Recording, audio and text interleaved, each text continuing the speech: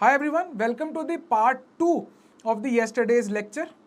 अगर किसी ने पार्ट 1 नहीं देखा है तो उसका जो लिंक है आपको डिस्क्रिप्शन में मिल जाएगा। ये वीडियो सीरीज के अंदर हम लोग वीकली करंट अफेयर्स को कवर करते हैं 2 पार्ट्स के अंदर।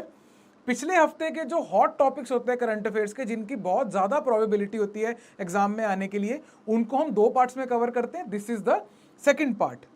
My name is Rohit गर्चा, this is Abhimanyu IAS, which has more than 25 years of experience in this particular field and has given out more than 2200 positive selections since 1999. Let's begin the lecture, and for complete course watch till the end of the video, जहां पे मैं आपको detail में बताऊंगा कि what the master course of current affairs 2024 is all about. Right now, sit attentively, try to understand each and everything. Let's begin. ये तुम्हारे हिमाचल में भी होता है ना? क्या बोलते हैं इस फ्रूट को? आंखें। स्पेल करो इसको। आंखें। ठीक है, देखिए बच्चे, आइए। लद्दाख में इसको सी बकथॉन के नाम से जाना जाता है, तो कंफ्यूज नहीं होना वहां पे कि sea buckthorn is something related to समंदर, है ना, या कोई फिश की स्पीशीज, या कोई, है ना, क्रस्टेशियस होगा या कुछ ऐसा होगा। ऐसा कुछ नहीं है। ये जीआई टैग मिला इस, ये लद्दाख का एक फ्रूट है, क्रॉप है। वहां पे इसलिए मिले क्योंकि 90% ऑफ द प्रोडक्शन इसकी लद्दाख से ही होती है।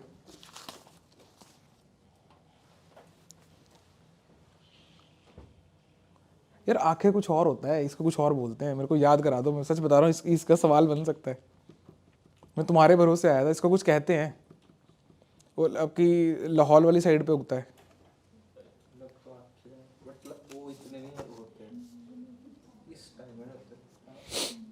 लिखिए बच्चे, it is popularly known as,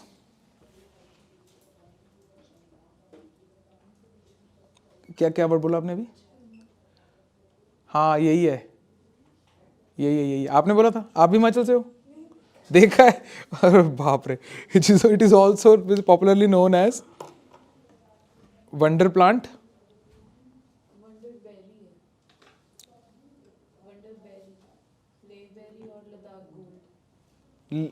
लिख लो फिर, वहीं से देख के लिख लो। मैं तो कह रहा हूँ स्क्रीनशॉट ही ले लो फिर इसका।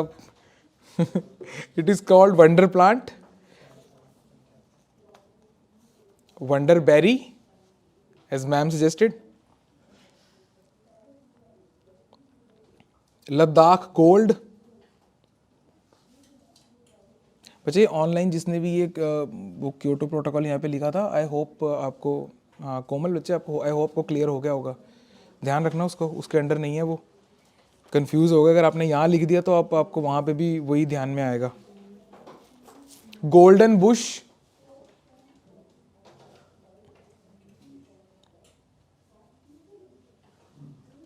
Gold mine of cold desserts.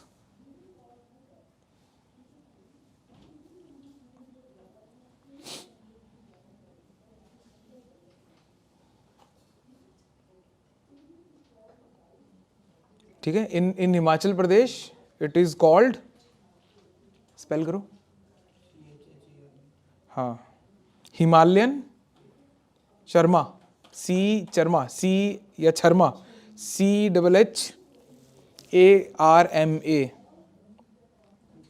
Kaza की मार्केट में मिलता है। मतलब काजा इज द लार्जेस्ट, आपका क्या बोलते हैं, commercial town of Spiti, right? तो वहाँ की मार्केट में ये देखने को मिलता है ये फ्रूट।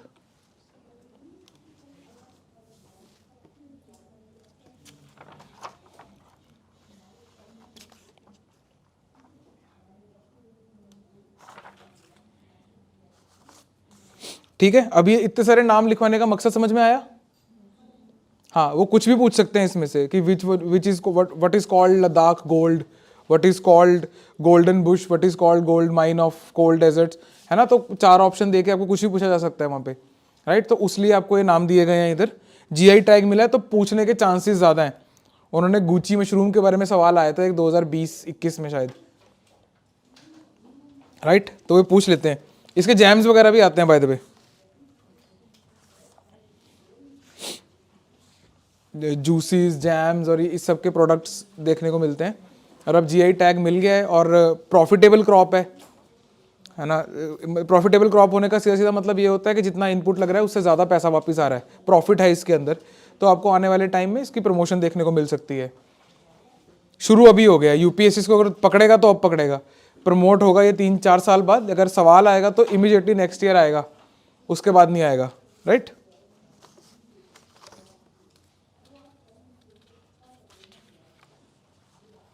और वैसे भी हाई ऑल्टीट्यूड पे मान लो अगर कुछ भी उगता है तो that is a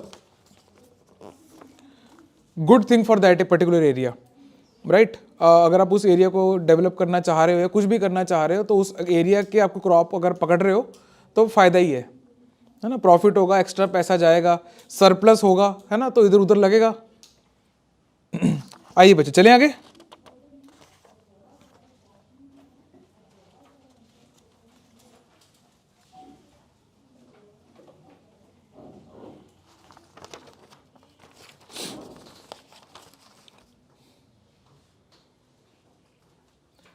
Lahaul valley में ना एक केस स्टडी आई थी अभी, मतलब चल रही है वो, कि वहाँ पे ना विलो ट्रीज हैं। विलो सुना होगा अपने नाम, है ना। वाह। तो विलो ट्रीज के ऊपर ना पेस्ट लग रहे हैं और उनकी लोकल स्पीशीज खत्म हो रही है उधर पेस्ट लगने की। और अगर आप चाह रहे हो कि वहाँ पे इकोलॉजी बरकरार रहे, सॉइल इरोजन ना हो, मतलब एनीथिंग दैट जो भी आपकी प्लांटेशन से चीज़ रुकती है वो चीज़ें ना हो, तो आपको एक ऑल्टरनेट कुछ लगाना पड़ेगा वहाँ पे। सब कुछ तो नहीं उगेगा। Then we have sea buckthorn, then we have this crop जो कि इस जगह पे रुक सकती है और प्रॉफिटेबल है, राइट, है ना। तो ये आपका एज ए सोल्यूशन आएगा। तो इनकेस अगर आपके पास क्वेश्चन के फॉर्म में केस स्टडी आती है और आपको वो लाहौल स्पीति के वो बताता है कि ये पर्टिकुलर पेड़ है वो पेस्ट से खराब हो रहा है ये वो, है ना, तो क्या करना चाहिए। सो इस टाइप के टॉपिक से आपने ये सब भी सीखना होता है। ये एक ऑल्टरनेट सोल्यूशन है, जैसे इसके अंदर मेंशन है यहाँ पे कहीं पे कि ये रेजिलियंट है प्लांट।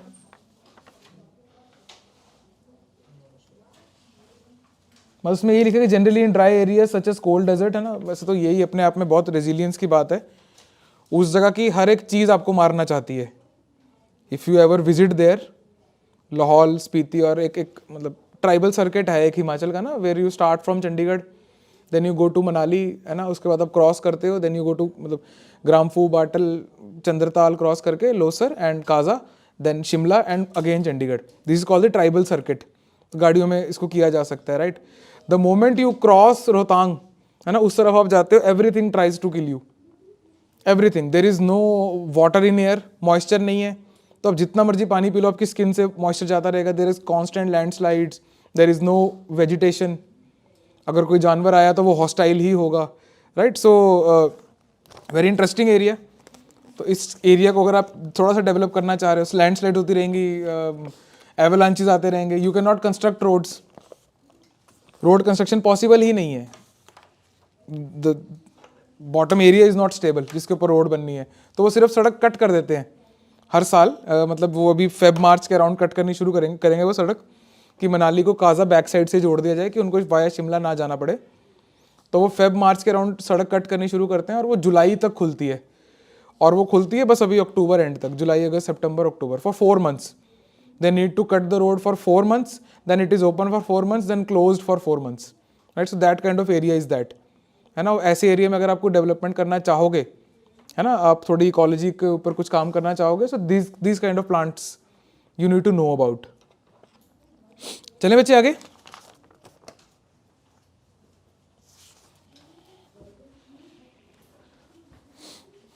भाई this is the Ghol fish which is now the state fish of Gujarat. सबसे पहली चीज तो इससे यही सीख लेना कि there can be state fishes also, है ना। स्टेट फिश भी अनाउंस कर सकती हैं।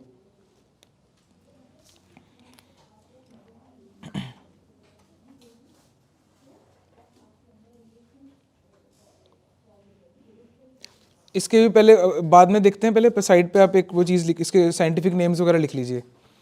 It is also known as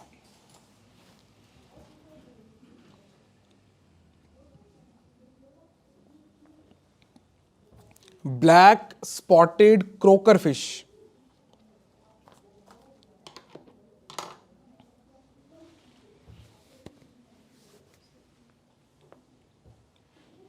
CROAKER, croaker fish.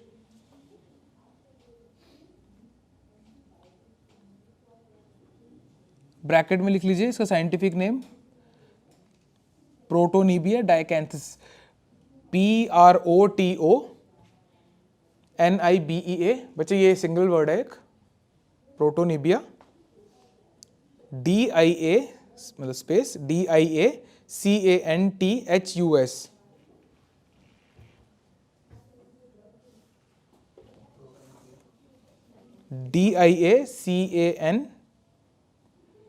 DIACANTHUS।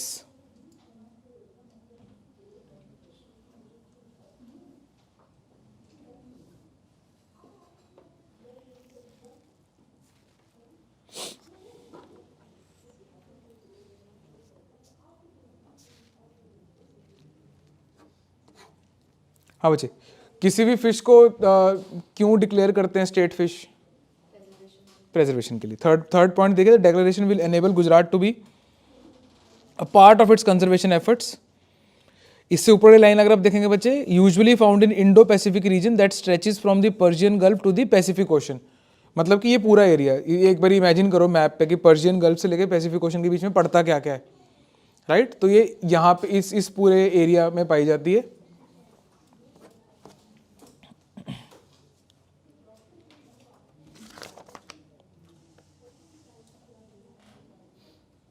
Last point देखिए बच्चे, पेज नंबर 7 पे,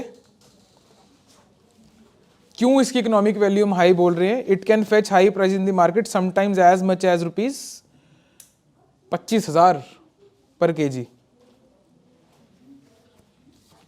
ठीक है, तो मतलब कि अगर इसको हम फिश बना स्टेट फिश बना रहे हैं, राइट, और उसके बाद कंजर्वेशन के ऊपर एफर्ट होता है, तो हम इसको हाई वैल्यू में एक्सपोर्ट भी कर सकते हैं। इसको सी गोल्ड भी लिख लीजिए बच्चे। It is also called, it is called sea gold.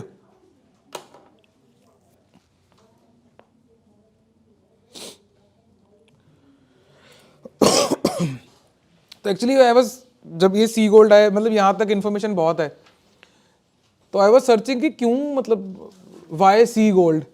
तो पता लगा कि इसके स्टमक के अंदर एक पाउच होता है जिसके अंदर हाई मेडिसिनल वैल्यूज हैं, तो ये गोल्ड को मेडिसिन वाली वैल्यू से रिलेट करके बोल रहे थे।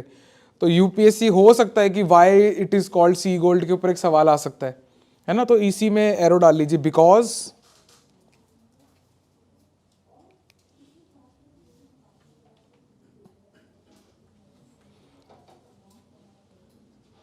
it has a pouch in its stomach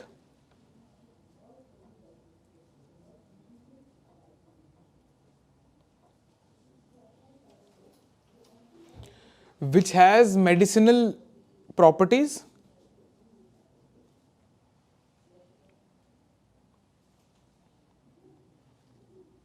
and a high valuation in the overseas market.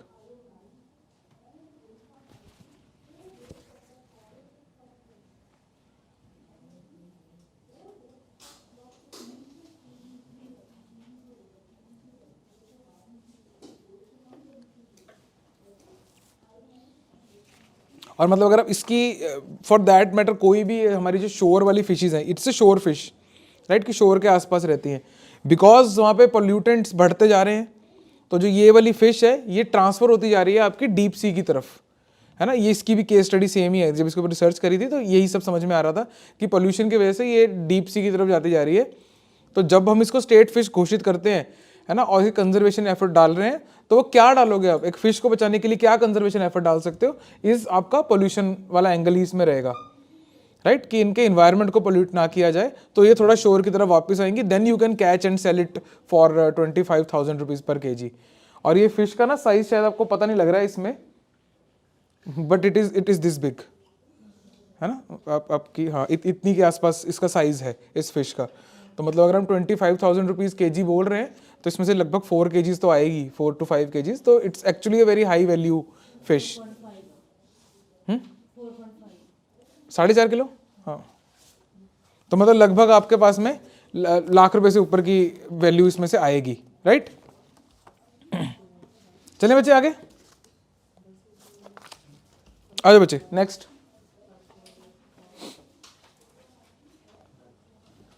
Free मार्टिनिज्म, ये आपको सवाल सीधा पूछा जाएगा कि फ्री मार्टिनिज्म क्या होता है, 4 ऑप्शन दिए जाएंगे नीचे, राइट। आई थिंक बायो वगैरह के स्टूडेंट्स ने तो पढ़ा होगा ये पहले से, आप हो सकता है आपके लिए टर्म नया हो।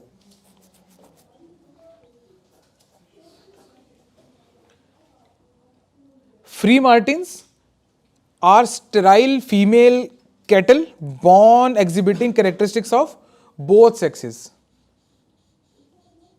ठीक है जी, ये है जी इसका, और ये आपके लिए आई थिंक टर्म नया होगा ये वाला।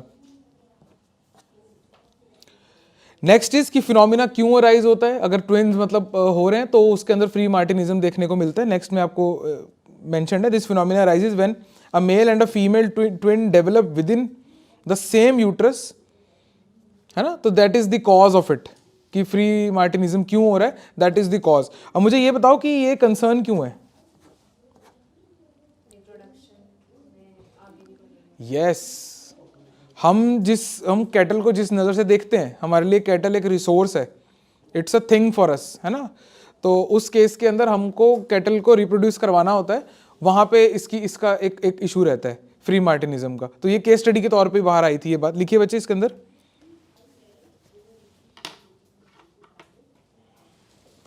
आइडेंटिफिकेशन इज इंपॉर्टेंट, आइडेंटिफाई नहीं होते हैं फ्री मार्टिनिज्म वाले जो कैटल्स हैं ना, उनके आइडेंटिफिकेशन में थोड़ी प्रॉब्लम आती है।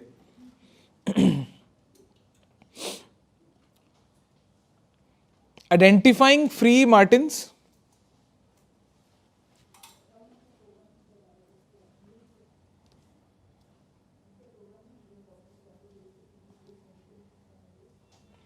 is crucial to enhance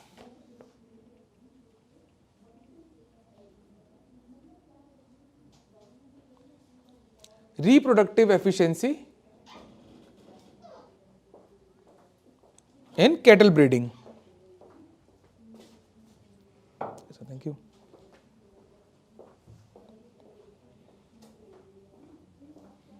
कैसे आइडेंटिफाई करेंगे, लिए लिखिए, farmers utilise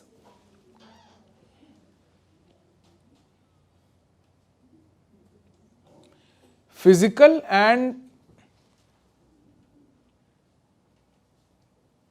behavioral traits, BEHAVIOURAL traits, to identify and subsequently removing them from the breeding herd।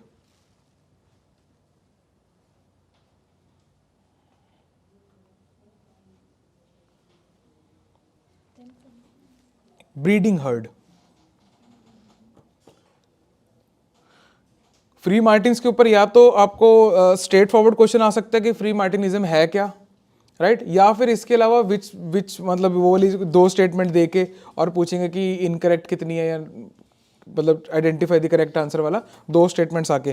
तो उस कॉन्टेक्स्ट के अंदर बच्चे जो आपका लास्ट पॉइंट है ना इसके अंदर 7th पेज के ऊपर टॉपिक नंबर 8 में, free Martins possess underdeveloped or non-functional reproductive tracts rendering them incapable of reproduction। ये इस टाइप की बात आपको वो स्टेटमेंट में डाल के दे सकते हैं, ठीक है। और जस्ट इसके ऊपर अगर आप देखेंगे तो आपको वो एक जो क्रोमोसोम्स वाली कहानी है वो देखने को मिलेगी, वो एक बारी बच्चे आप अपने लेवल पे जरूर देखना उसको।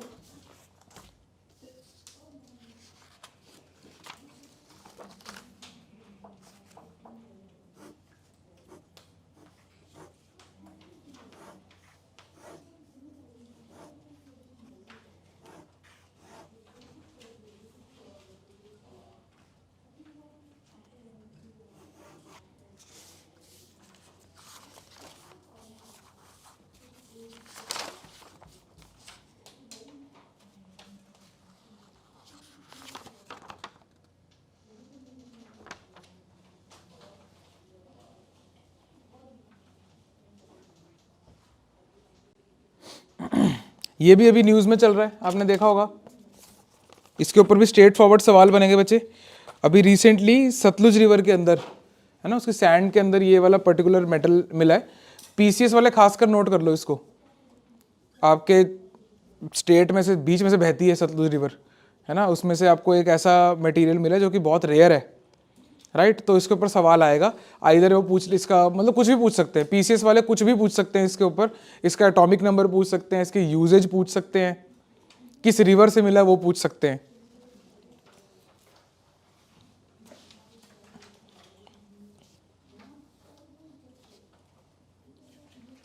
ठीक है जी, उसको आपने साथ साथ याद कर लेना है।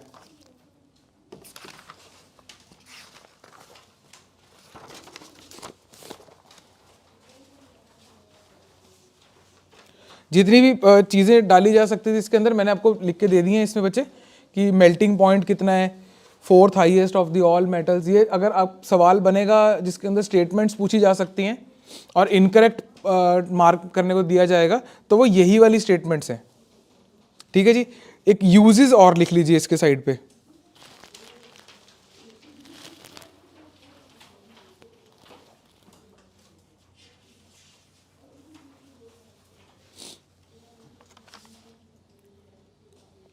इलेक्ट्रॉनिक कंपोनेंट्स, मतलब ये तो ऑलमोस्ट हर मेटल का यूज आपको देखने को मिल ही जाता है। Production of electronic components, making of surgical implants,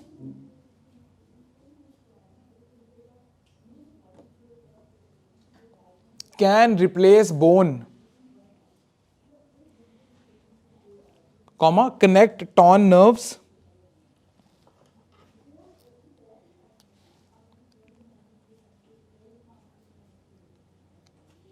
next is as electrodes for neon lights,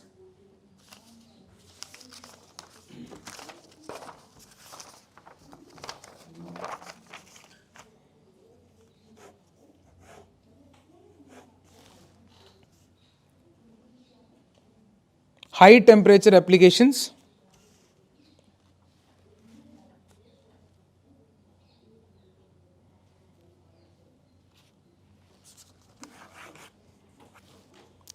जैसे हाई टेम्परेचर एप्लीकेशन का क्या मतलब हुआ? नहीं, कहाँ यूज होगा, कहाँ यूज होगा? इंजन्स, एयरक्राफ्ट इंजन्स, एग्जॉस्ट, किसमें किसमें? हाँ, such as aircraft engines, rocket exhaust,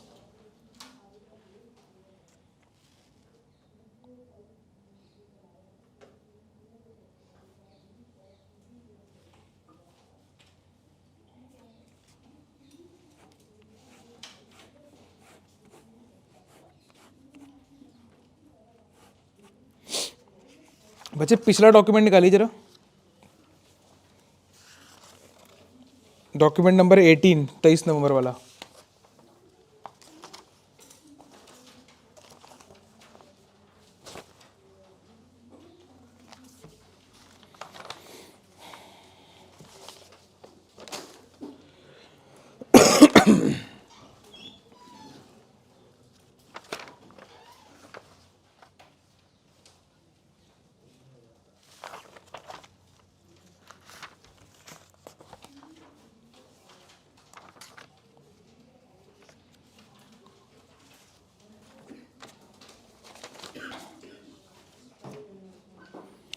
page number 8, topic number 9, ये रह गया था ना पिछली बारी?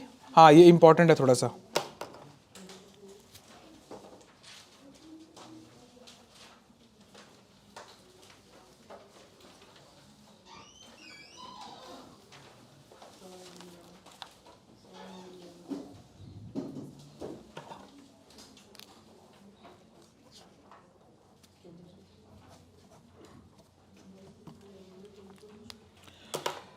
सरकार अगर कोई भी काम करती है, कोई भी स्कीम निकालती है, आम लोगों को कैसे पता लगता है?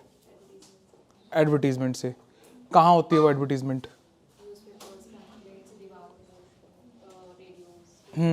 और ठीक है, और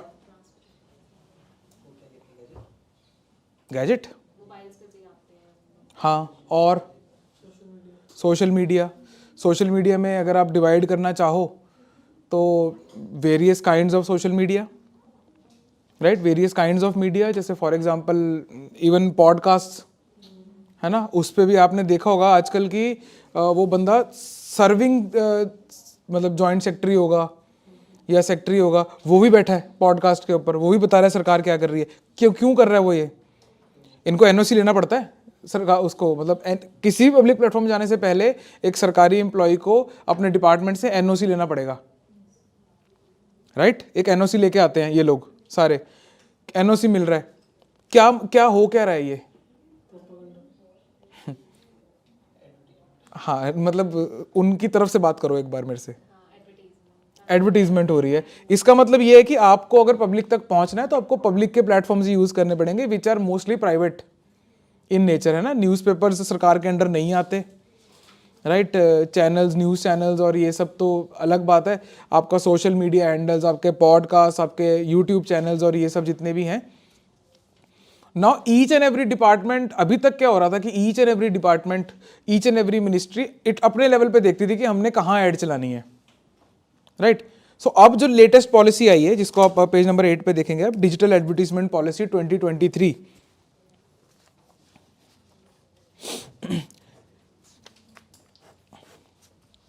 जिसमें उन्होंने ऑथोराइज कर दिए सीबीसी को, जो कि सारी प्रोक्योरमेंट करेगी सारे डिपार्टमेंट्स के लेवल पे। वो मांगेगी कोटेशन रेट्स की हर किसी एजेंसी के थ्रू, है ना। और एक बेस्ट एजेंसी जो है, बेस्ट रेट जो है वो उनको उसके ऊपर आपको एडवर्टीजमेंट पे चलाने को मिल जाएगी। रेट्स विल बी प्रोक्योर्ड, ये जो पूरी बहुत कॉम्प्लेक्स चीज, अजीब सी चीज लिखी हुई है इधर, मतलब इसका यही है कि अगर मान लो मैं सीबीसी हूँ, आप सारे डिपार्टमेंट्स हो, तो मैं जाऊंगा एजेंसीज के पास में और बोलूंगा मेरे को बेस्ट रेट बताओ अपना।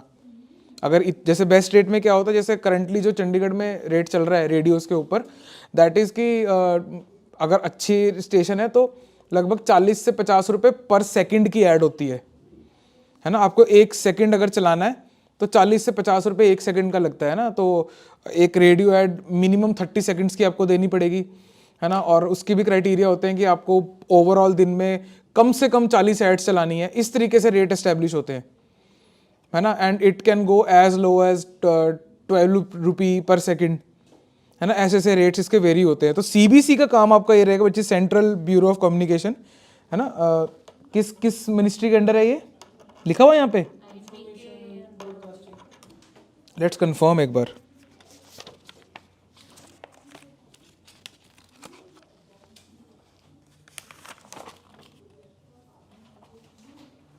हाँ, ministry of information and broadcasting, right. तो ये आपके उनके लेवल के ऊपर जो है आपको रेट प्रोक्योर करके देगा, राइट। और सरकार के सारे डिपार्टमेंट्स को रेट पता होगा, इन्हीं के थ्रू ऐड लगा करेगी।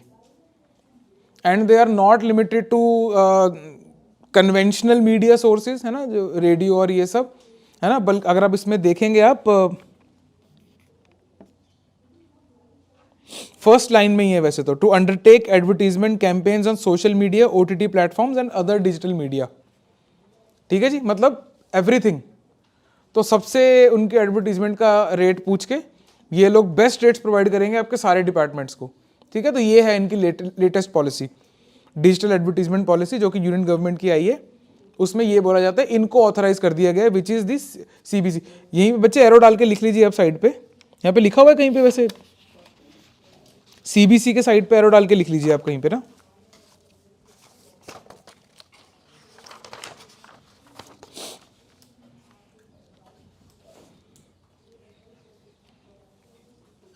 It acts as an advisory body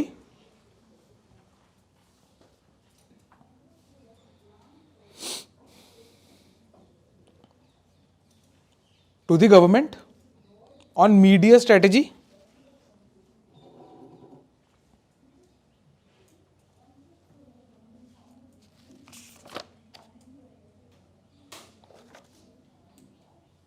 full stop. It is a unit of the Ministry of Information and Broadcasting,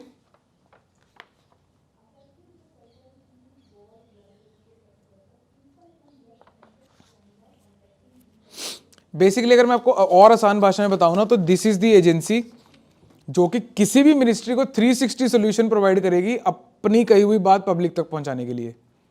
360 solution कैसे कहनी है ना, आइडिया ये है, कहना कैसे है, एवरीथिंग 360 सोल्यूशन। आप अगर मतलब फॉर एग्जांपल अगर आपको कोई आइडिया कन्वे करना होता है, आप एक मिनिस्ट्री हो या फॉर एग्जांपल हम ही हैं, इंस्टीट्यूट ही हैं, अगर हमने कुछ पब्लिक तक आइडिया कन्वे करना है, we need a content writer, है ना, प्रिंट में देना है तो वर्ड्स अच्छे होने चाहिए, है ना, हर एक सेंटेंस का कुछ मतलब होना चाहिए। अगर हम पर सेकंड पे कर रहे हैं तो एग्जैक्टली क्या बोलना है हमें वो भी देखना पड़ेगा। ऐसे थोड़ी कुछ भी बोल देंगे, यहाँ तो मेरे पास 3 घंटे हैं, I can speak for 3 hours, वहाँ तो नहीं बोल सकते, राइट। स्पेस है, स्पेस में भी पर वर्ड्स की कॉस्ट होती है ना, उसकी भी लगभग कितनी है, शायद 8 रुपये या करंटली चल रही है 7-8 रुपये, depending on which page you are advertisement किस पेज पे जा रही है उसके हिसाब से रेट चेंज होता रहता है, राइट। तो ये 360 सोल्यूशन प्रोवाइड करती है एजेंसी। आगे लिखिए, its chief mandate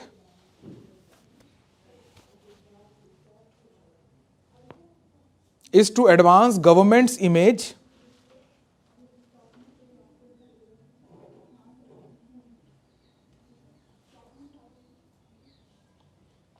as prime facilitator of people's empowerment.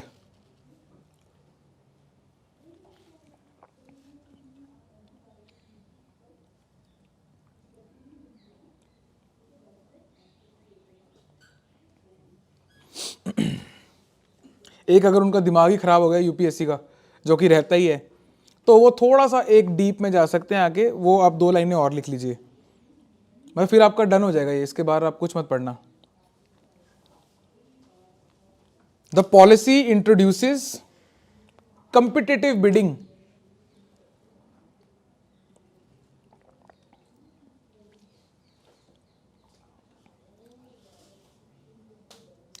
bidding for rate discovery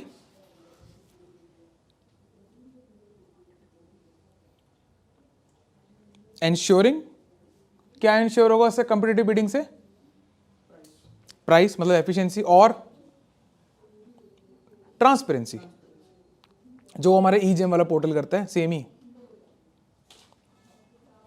ensuring, क्या 2 वर्ड बोले हमने, transparency and efficiency.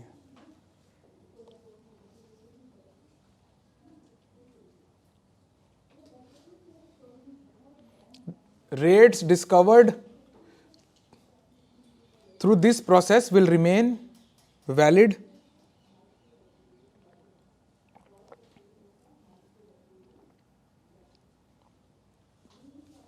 for 3 years and will be valid for 3 years and will be applicable to all agencies. इसका मतलब अब से पहले सारी agencies अलग अलग पैसा पे कर रही थी, इंडिविजुअली पता करके।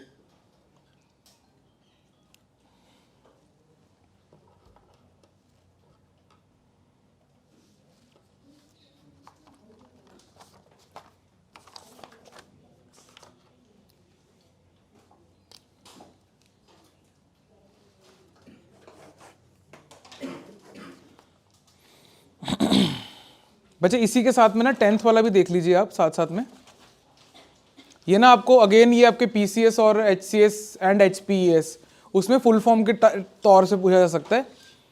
यूपीएससी में अगर पूछा जाएगा तो मेंस में सवाल आएगा और वो आपको रिलेट करने को बोलेंगे इसको और आपके स्वदेशी मूवमेंट को, ठीक है। आपको थोड़ा सा रेलिवेंस के अंदर पूछा जा सकता है ये सवाल। यूपीएससी में प्री में नहीं आएगा, ये प्री में आएगा भी तो बहुत सिंपल सा आएगा, पर बाकी 2 में प्री में आएगा। यूपीएससी में मेंस का सवाल बनता है इसके ऊपर। सो बाय आप देखिए एक बारी document page number 9 about BDS movement. By the way BDS की फुल फॉर्म आएगी आपके बाकी स्टेट एग्जाम के अंदर, which is boycott, divest and sanction. Divest is the opposite of invest, पैसा निकाल लो वहां से। हाँ, मतलब डिसइन्वेस्टमेंट सरकार के पास जाता है ना, ये बोल रहे हैं कि हटाओ लो बस, जाओ यहां से, ठीक है जी। पैलेस्टीन ग्रुप्स की ये मूवमेंट है एंड पैलेस्टीन ग्रुप्स की मूवमेंट तो किसके अगेंस्ट होगी? इजराइल के अगेंस्ट है ना। और आपने शायद सुना भी होगा अभी ना, अभी कुछ टीम, कोई प्यूमा का कुछ इशू पड़ा था इसके साथ में, उन्होंने प्यूमा ने कुछ स्पॉन्सर कर दिया था, इजराइल में कोई फुटबॉल लीग थी उसको स्पॉन्सर कर दिया था, तो प्यूमा के खिलाफ प्रोटेस्ट होने शुरू हो गए थे, प्यूमा को बॉयकॉट कर दिया गया था, है ना। तो इस तरीके से इन कंपनीज के ऊपर प्रेशर डाला जा रहा है, तो ये इस मूवमेंट का पार्ट है। ये one of the few non violent movements that are going on, है ना, उनमें से एक ये है BDS। आइए बच्चे, 2005 की ये मूवमेंट है, कोई नया फिनोमिना नहीं है, काफी पुराना फिनोमिना है। इसकी रेलिवेंस आपसे पूछी जाएगी, आप रिलेशन पूछा जाएगा इसका कि आपकी स्वदेशी मूवमेंट के रिलेशन इसके साथ में क्या है, और आप तभी निकाल पाओगे अगर आप स्वदेशी मूवमेंट समझे हो, है ना, और आप थोड़ा सा इसको समझ पाओगे कि ये कर क्या रहे हैं। जैसे इसका थर्ड पॉइंट देखिए बच्चे, the movement strategy is to create costs to Israel's Palestine policy. कैसे? Through boycotts of Israeli goods and institutions, divestment from Israeli companies and sanctions on the nation itself। ठीक है, hence the name BDS। ठीक है जी। और इन्होंने जहां से inspiration ली थी, I have provided one line, है ना, नोट डाल के जो नीचे लिखी हुई है।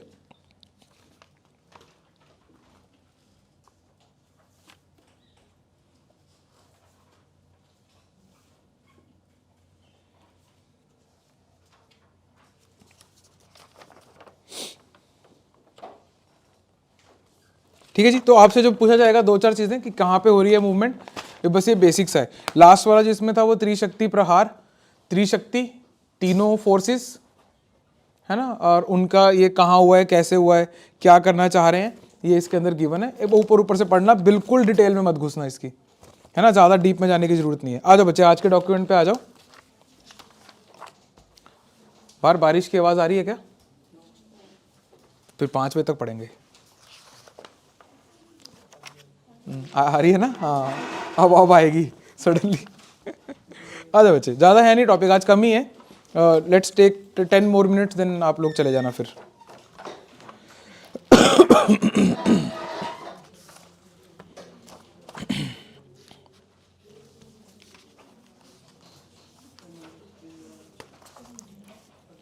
हाँ जी बच्चे, आईना डैशबोर्ड फॉर सिटीज। जैसे मैं आपको बोल रहा था अभी थोड़ी देर पहले भी कि जैसे स्मार्ट सिटीज के अंदर भी आप जो करते हो, आप सेल्फ इवेल्युएशन करते हो, है ना, इसमें भी सेम ही है।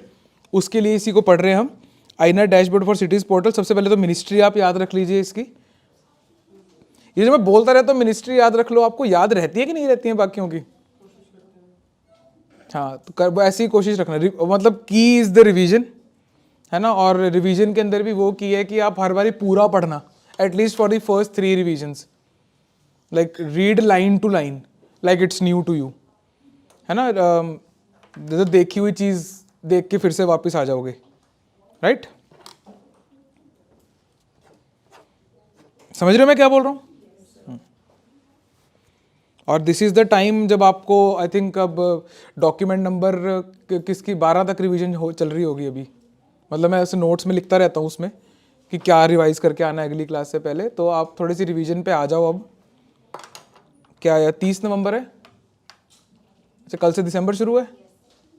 ओ भाई साहब, तुम तो गए, ओ तेरी दी, अब क्या करोगे? हो रही है, टेंशन हो रही है थोड़ी थोड़ी। हाँ, 2 महीने के अंदर अंदर फॉर्म आ जाएगा, और हिमाचल का तो 1 जनवरी को ही आता है। ठीक है, ये ठीक है। पहले क्या होता था ना, क्लास में तुम्हारा स्टार्टिंग में दिल बिठा दिया जाता था, तो तुमको रिकवर करने में 1 घंटा लगता था। जाते हुए बिठा के जाऊंगा इस बार, क्लास पलट देनी है। स्टार्टिंग में हंसी मजाक कि हाँ ठीक है, सब ओके है, ताकि मेरे को तो चेहरे दिखे कम से कम ढंग के। मेरे मैं क्यों अपने ऊपर लूँ, बताओ आप, सोचो ना, है ना। जाते हुए मूड खराब करके जाऊंगा, और आना फिर आंसर चेक कराने साथ में। यस। पर मतलब अगर आप स्ट्रेटेजी से चलोगे, चलना आपको ही पड़ेगा, एज सिंपल एज दैट। चलना आपको ही पड़ेगा। आप थोड़ा सा हिम्मत करके घुस जाओ उस रास्ते पे एक बार। पहले जैसे हिम्मत करी थी ना एक बारी, जब प्लेसमेंट छोड़ के यहाँ आए हो आप, कॉलेजेस में नहीं बैठे होंगे प्लेसमेंट्स में, हिम्मत का डिसीजन है वो। आपने मतलब अपने ज़िंदगी के फ़न को पोस्टपोन किया था कि अभी नहीं, थोड़ा रुक के फ़न करेंगे, ज़्यादा होगा। सही भी है थॉट। अमल कर लो उस पर बस, है ना। अपनी कमजोरी की वजह से मत पीछे रह जाना, एटलीस्ट गिव योर 100%, तभी थोड़ा सा ना होने के बावजूद भी स्माइल कर पाओगे, अंदर सेटिस्फेक्शन रहेगी कि दे दिया था 100%। 1000 का ही होना है लाखों में से, बहुत सारे सीरियस कैंडिडेट्स हैं, है ना। तो at least give your 100%, least you can do is that, है ना। इसके अलावा अगर कोई प्रॉब्लम आती है, दिमाग खराब हो गया, रोना निकल गया तो आ जाना, तो वो कोई प्रॉब्लम इतनी बड़ी प्रॉब्लम होती नहीं है, वो आप खुद के लिए एस्केप बहाना ढूंढ रहे होते हैं उस वक्त कि अभी कैसे चुप हो जाऊं मैं। मतलब मेरे को तो रोने में कोई प्रॉब्लम नहीं लगती है वैसे, सही बताऊं, आ रहा है तो आ रहा है, रो लो यार, इमोशन है, क्या हो गया। उसके बाद में देखो ना कि मतलब प्रॉब्लम हुई क्या थी जिसकी वजह से ये है, क्या है, आइडेंटिफाई करो and work on it, it's okay. बाद में याद नहीं रहता, बचपन में आप मतलब वो कुल्फी गिरने पे भी रोए हुए हो एक बार, तो रोना is not that big of deal, it's okay, है ना। उसके बाद में आप क्या सीख रहे हो वो थोड़ा सा इंपॉर्टेंट है। जिसको मेरी बात समझ में आ रही है, जिसको ये आइडेंटिफाई हो रहा है कि हिम्मत नहीं हो पा रही है बस, है ना, कयामत का दिन आ गया रफ्ता रफ्ता, मुलाकात का दिन बदलते बदलते, जिसने कल कल कल करके, किसने किया था वो कि दिवाली के बाद से शुरू कर दूंगा, फिर गुरपुरब आ गया कि कि मैं घर जाया हूं पहले, फिर वापस आते ही शुरू कर दूंगा डे वन पे आए, आज तो थके हुए हैं, कल से करते हैं। सुबह अलार्म नहीं बजा था, आपने स्नूज कर दिया था, मैं बता दूं अलार्म बजा था, स्नूज हुआ था वो। जो इस फेज में फंसा हुआ है ना, लेट मी टेल यू कि उस तरफ का नशा ज्यादा बेटर है। Once you start doing it ना, जब आप एक्चुअली प्रोसेस में आ जाओगे ना बच्चे, वो जो मजा मिलेगा ना आपको, वो स्नूजिंग में नहीं है। You are missing on a lot of fun actually, उधर बहुत ज्यादा मजा है उस तरफ। आपको लग रहा है कि प्रेशर ज्यादा है, नहीं है। मतलब इसके बाद आप जितना भी डिले करते रहोगे, आप प्रेशर बढ़ ही रहा है। और जैसे ही आपने काम करना शुरू कर दिया, is the exact same movement जब आप कह सकते हैं कि मैंने पीक अचीव कर ली थी, अब इसके बाद प्रेशर कम ही होगा, right. Different kind of problem सामने आएंगी। कब तक सेम प्रॉब्लम वो करते रहोगे कि पढ़ा नहीं जा रहा, नई प्रॉब्लम लेके आओ कि इसका आंसर कैसे लिखना है, अब समझ नहीं आ रहा टाइप्स, है ना। सही टाइम चल रहा है, दिसंबर आ गया, परफेक्ट है। जैकेटें पहन के बैठे रहो और पढ़ते रहो, चाय पीते रहो, पढ़ते रहो, है ना, राइट टाइम है ये। आइए बच्चे देखते हैं ये वाला आईना डैशबोर्ड। इसमें ना कीवर्ड्स बस ध्यान में रखने हैं आपने। आईना डैशबोर्ड, पहले तो मिनिस्ट्री, उसके बाद में बच्चे जब आप इसका फर्स्ट बुलेट पॉइंट देखेंगे, ऊपर वाला ही जो सब पॉइंट है पहले वाले का, the portal serves a platform for ULBs across India, है ना जी, टू वॉलंटरीली सबमिट की डेटा इंक्लूडिंग ऑडिटेड अकाउंट्स, ये वो सब कुछ। किसके लिए होगा ये डेटा वैसे?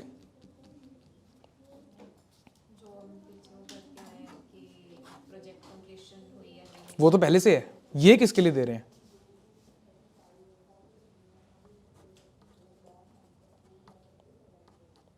ये ट्रांसपेरेंसी की तरफ का एक स्टेप है, ये पब्लिक के लिए है ये, है ना। इसको यूएलबीज खुद ही डिपार्टमेंट डाल रहा है वहां पे, है ना। जो जिसके बाद हम नेक्स्ट टॉपिक पे जाएंगे, आपको समझ में आएगा कि इस टाइप की चीज से डिपार्टमेंट का काम कैसे बढ़ता है।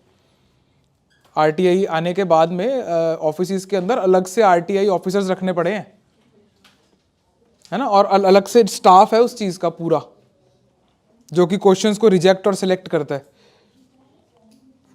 मतलब you can not ask why and how in RTIs, you can only ask like please provide me the list of such such such, please provide me what, मतलब इस टाइप के सवाल आप पूछे जा सकते हैं। जैसे ही आपने हाउ लिख दिया ना, वो सवाल टक टक कट हो जाएगा और आपको उसका आंसर नहीं मिलेगा आरटीआई का। तो आरटीआई के अंदर आप इन्फॉर्मेशन जो लेते हो, मतलब डॉक्यूमेंट ही मांग सकते हो उसके अंदर। आप पॉलिसी पूछ सकते हो ज़्यादा से ज़्यादा कि किस पॉलिसी के तहत हुआ है ये चीज़, है ना, क्यों कर दिया है वो नहीं, है ना। आइए बच्चे थोड़ा सा आगे देखते हैं। यूएलबीज के ऊपर मैंने बेसिक डाटा आपको दे दिया। इसके अंदर बच्चे क्या चीज़ है, इसके साथ में ना आप इसी के साइड पे एक चीज़ लिख लीजिए, द डेटा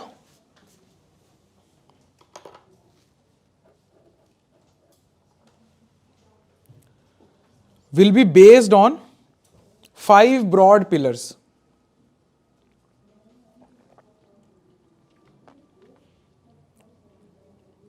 अब आपको इससे यूएलबी का स्ट्रक्चर समझ में आएगा कि यूएलबी काम किन दायरों में करती है, यूएलबी में काम किन किन हेड्स के बीच में होता है, किन किन डिपार्टमेंट्स के बीच में होता है। Number 1, political and administrative structure.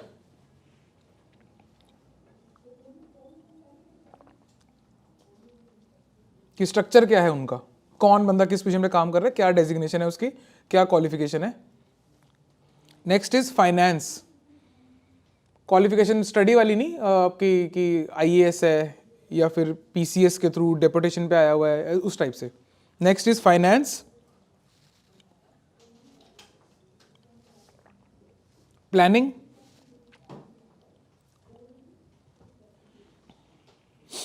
Citizen centric governance,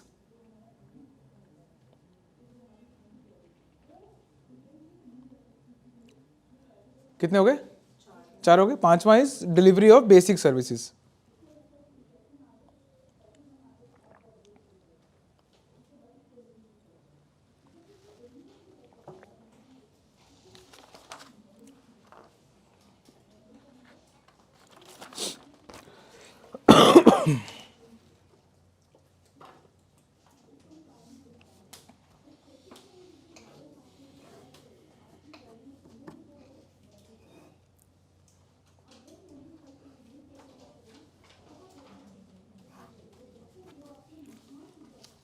आइए बच्चे, लास्ट टॉपिक, इससे मेरे को आपकी हेल्प लगेगी थोड़ी सी। जितना जल्दी आप उस टॉपिक को एंड कर दोगे आपके हाथ में है ये वाला। तो रिसेंटली सर्ट इन को आरटीआई एग्जाम्शन मिली है, ठीक है जी। इसका मतलब सर्ट इन आरटीआई एग्जाम्शन का मतलब ये हर आरटीआई को रिजेक्ट कर सकता है। ऐसा नहीं है कि ऑफिशियल सीक्रेट्स को, जैसे कुछ एजेंसीज होती हैं वो ऑफिशियल सीक्रेट्स को नहीं बताएंगी, बाकी इन्फॉर्मेशन आपको जो है वो प्रोवाइड कर देगी, बेसिक एडमिनिस्ट्रेटिव इन्फॉर्मेशन प्रोवाइड कर देगी, कोर नहीं करेगी। ये वाली पूरी तरह एग्जाम्प्ट हो चुकी है। जैसे आपका आईबी है, Intelligence Bureau, you can not put an RTI, है ना, आप नहीं पूछ सकते। तो ये उस लेवल पे सर्ट इन जो है कंप्यूटर इमरजेंसी रिस्पॉन्स टीम, है ना, तो उस लेवल पे इसको एग्जाम्शन मिली है। तो that is why it is in news. आगे देखिए बच्चे, why has CERT In been exempted. पहला पॉइंट देखेंगे, नॉट प्रोवाइडेड स्पेसिफिक रीजन, ठीक है जी, कि क्यों इसको उससे बाहर निकाला है। तो ये ट्रांसपेरेंसी के लिए अच्छी बात तो नहीं है। अगर एग्जाम्प्ट भी कर रहे हो तो आपको मतलब you can provide a reason. तो ये थोड़ा सा आरटीए से भी निकाल दिया और रीजन भी नहीं दिया, समझ रहे हो, दो धारी तलवार। There are certain kinds of weapon जो मतलब इंसर्ट करते हुए रिमूव करते हुए दोनों तरफ घाव करते हैं, तो ये वैसे वाला है, right. There are certain weapons जो सिर्फ इंसर्ट करने पे घाव करते, मतलब टाइप्स ऑफ वेपन्स में आता है ना, कैसे फंक्शन करता है। तो मेरे को ऐसा लग रहा था कि ये दोनों तरफ से, कि आपने आरटीए से भी निकाल दिया और रीजन भी नहीं प्रोवाइड किया। ट्रांसपेरेंसी के लिए अच्छी चीज नहीं है। आपको आरटीआई एक्ट के बारे में पता है क्या, basic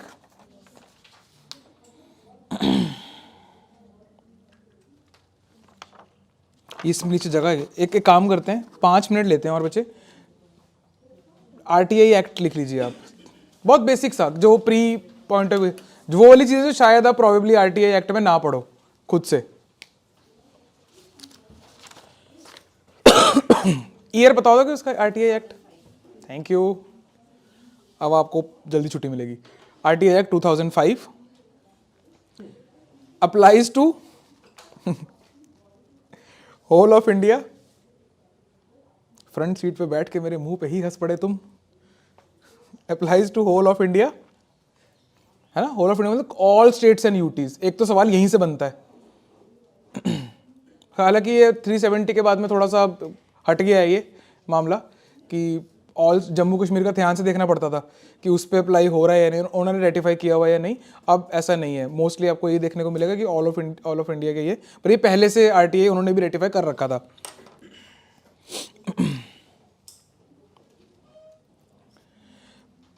Public authorities are required to respond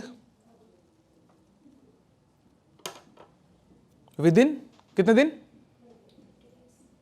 within 30 days।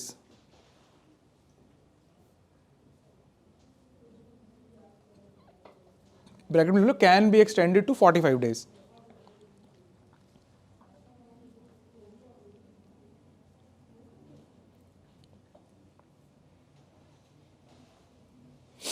Important point सबसे आखिरी, the act provides for penalties.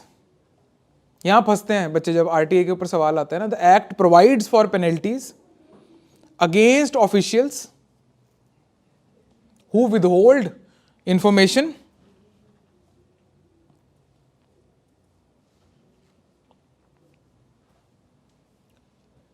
Without reasonable cause.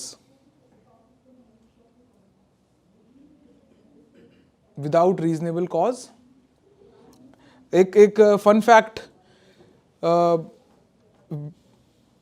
Providing false information falls under the category of withholding information. ठीक है जी, लिख लो, और provide false information.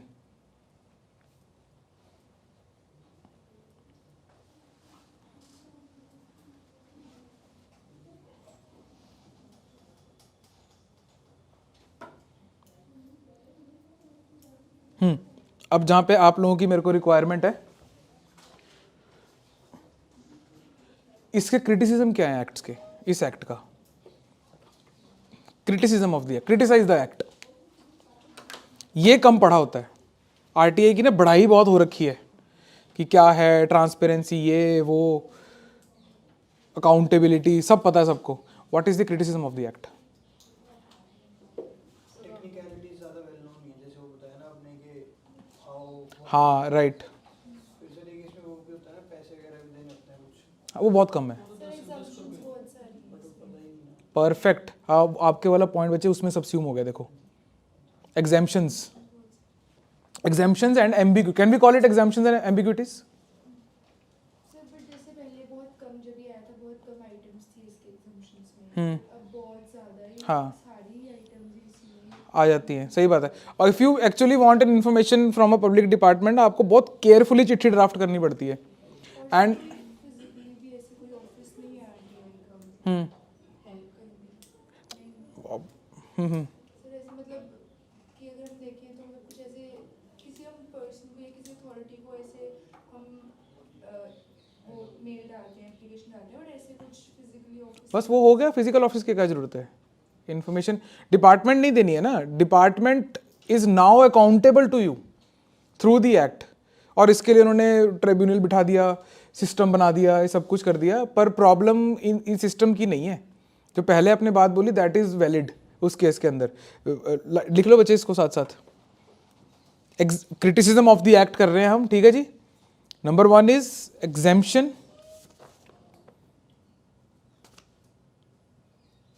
And ambiguities. और जो ये बात कर रहे थे कि एग्जाम्पशंस बहुत सारी हैं, वो तो है ही है, and exemptions are vaguely defined, है ना। तो उसको किसी भी तरीके से इंटरप्रेट किया जा सकता है उस एग्जाम्पशन को, मतलब उनके हाथ में ही होता है मोस्टली कि देनी है नहीं देनी है इन्फॉर्मेशन, क्या करना है अब, राइट। ये प्रैक्टिकली बता रहा हूं आपको मैं। डाली कभी आरटीआई? डाल के देखना, मतलब फन के तौर पे 10-20 रुपए का गेम है, ऐसी जस्ट आस्क फॉर एनीथिंग, थोड़ा आपको प्रोसेस पता लगेगा।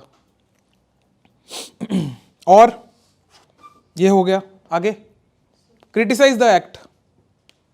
प्रोसीजरल लेक्चर्स में होते हैं इसमें, जैसे जब कमीशन में आपके आटे जाते हैं उसके बाद जो प्रोसीजर शुरू होता है, मोस्ट ऑफ द टाइम्स जो department they don't show up, और बहुत सारे शो कॉज नोटिसेस इशू करने के बाद भी काफी टाइम ऐसा डिले हो रहा है, डिले हो जाता है। ठीक है। 30 डेज वाली जो चीज़ है ये बहुत ही उसमें रह जाती है। अगर आप इनकी बात समझ पा रहे हो, ये बेसिकली ना 3 क्रिटिसिज्म को एक लाइन में देना चाह रहे हैं।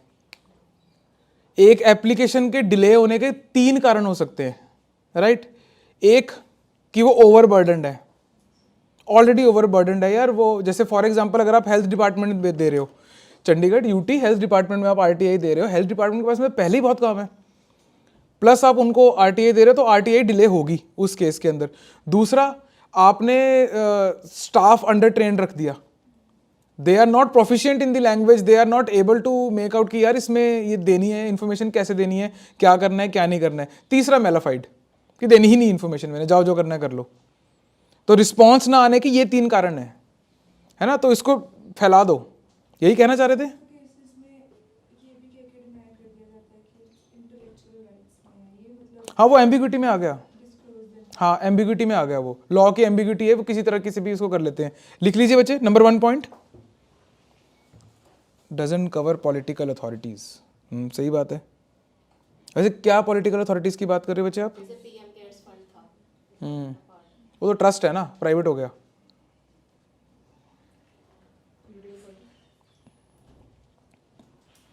इसे ट्रस्ट पे नहीं आप आरटीआई दे सकते। ट्रस्ट आप भी खोल सकते हैं ना, क्योंकि आप पे आप सरकार को जवाब दे हो, आपको अपनी वेबसाइट के ऊपर, क्योंकि ट्रस्ट आप रजिस्टर ही तब कर पाए हो कि आपने पहले 3 साल काम किया है, आपका एक नंबर बनेगा, ट्रस्ट नंबर, रजिस्ट्रेशन नंबर बनेगा, है ना। और हाँ यस, और आपके ऑफिसर्स बैठे हुए हैं जो कि आपको स्क्रूटिनाइज करेंगे आपके ट्रस्ट को कि पैसा आया कहाँ से, गया कहाँ से। प्राइवेट एंटिटीज, वो प्राइवेसी के अंदर दखल हो जाएगा। ये तो हमारा ही पैसा है ना, क्योंकि हम हमारे ही पैसे को पूछ रहे हैं कि तुमने कहाँ यूज़ किया।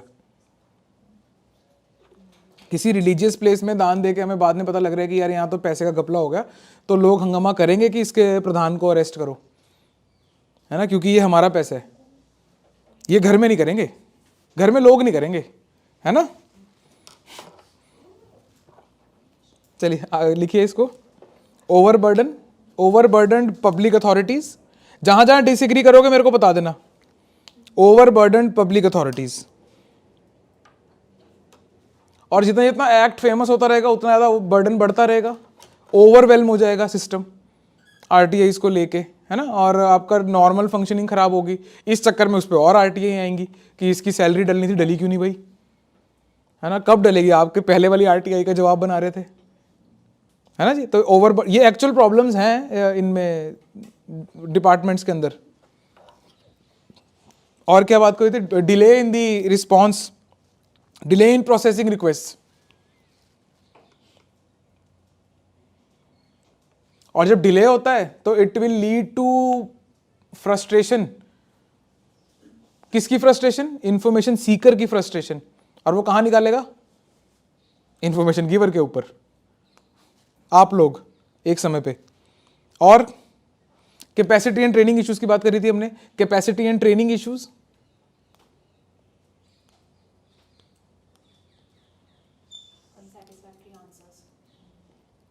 वो कैपेसिटी में ही आ जाएगा, ट्रेनिंग इश्यूज में आ जाएगा। They are not capable of answering. Mala fide में भी आ सकता है।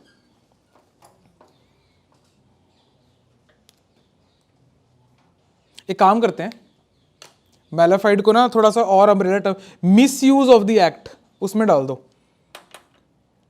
Miss use of the act, ये दोनों पार्ट पे होता है। Miss use of the act कैसे? 2 पार्ट्स में, harassment by the information Sikar. RTI pressure groups बने हुए हैं, आपको पता है। ऐसे ग्रुप्स हैं जिनका काम सिर्फ और सिर्फ आरटीआई डालना है और इंफॉर्मेशन लेना है। वो इंफॉर्मेशन लेते हैं और पब्लिश कर देते हैं। प्रेशर ग्रुप का यही काम है, miss use of the act. और दूसरे पार्ट पे कैसे मिस यूज हुआ ये जो ये बात कर रहे थे? अनसेटिस्फैक्टरी आंसर्स दे दिए, यार नहीं किया आंसर।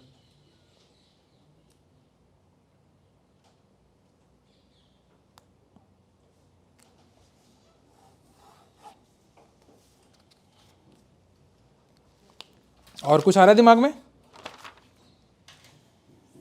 भी बोल सकते हैं कि कोई ऐसे पर एम्बिग्यूटी में आ जाएगा शायद कि कोई ऐसी स्पेसिफिक गाइडेंस नहीं है कि इस बेसिस पर किसी चीज़ को आरटीआई के अंदर हम डाल सकते हैं कि नहीं डाल सकते। जैसे यहाँ पे कोई रीजन स्टेट नहीं किया उन्होंने स्टेट को आरटीआई के अंदर डालने के लिए, तो एग्जेम्प्ट करा है इन्होंने।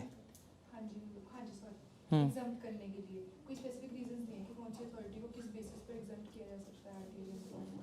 वैसे तो जो मतलब कोर्ट वगैरह जब इनको पकड़ता है तो वो नेशनल सिक्योरिटी और इस टाइप का रीजन साइट होता है इसके अंदर। कोई सर कहीं लिखा नहीं हुआ ना कहीं भी आरटीआई एक्ट में। हाँ ये थोड़ी मतलब यही प्रॉब्लम है। जैसे जब मैं आपको ये चीज़ बोल सकता हूँ कि साइटिंग दी नेशनल सिक्योरिटी, और वो है भी उसमें नेशनल सिक्योरिटी का, है ना, मुद्दा है, तो ये हाई हेडेड अप्रोच लगती है थोड़ी सी, है ना, कि नो रीजन हमने इसको एग्जेम्प्ट कर दिया, विल सी इन कोर्ट, है ना। एक डेमोक्रेटिक गवर्नमेंट को थोड़ा सा सोच के करना चाहिए ये सब कुछ, है ना। चलिए दैट इज ऑल आज के लिए। आज का सवाल रह गया ना एक,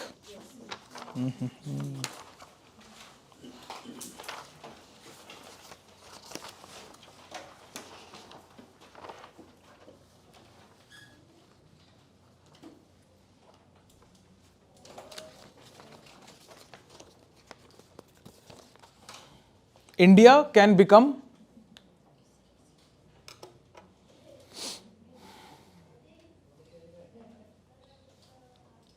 a global leader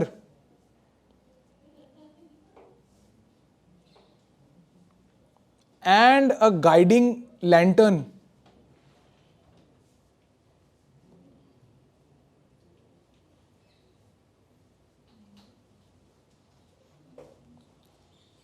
for DPI, Digital Public Infrastructure.